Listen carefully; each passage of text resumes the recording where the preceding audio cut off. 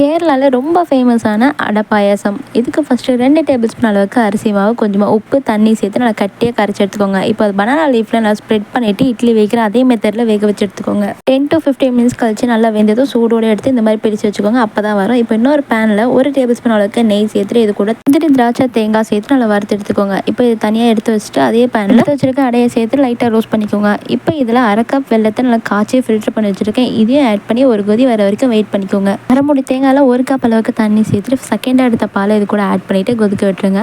இப்போ ஃபஸ்ட்டாக எடுத்துருக்க பாலையும் ஆட் பண்ணிவிட்டு நல்லா கொதிக்க விட்டுருங்க. உங்களுக்கு இதில் தேங்காய் பால் சேர்க்க விருப்பம் இல்லைனா காய்ச்சி அரை வச்சிருக்க பேக்கெட் பால் கூட சேர்த்துக்கலாம். சேர்த்துட்டு நல்லா கொதிக்க விட்டுருங்க. இப்போ இதில் கொஞ்சமாக சீரகத்தூள், சுக்குத்தூள், ஏலக்காய்த்தூள் சேர்த்துட்டு நல்லா கொதிக்க விட்டுருங்க.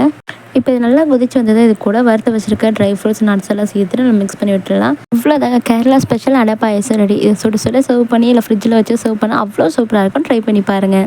வீடியோ பிடிச்சா லைக் பண்ணிக்கோங்க.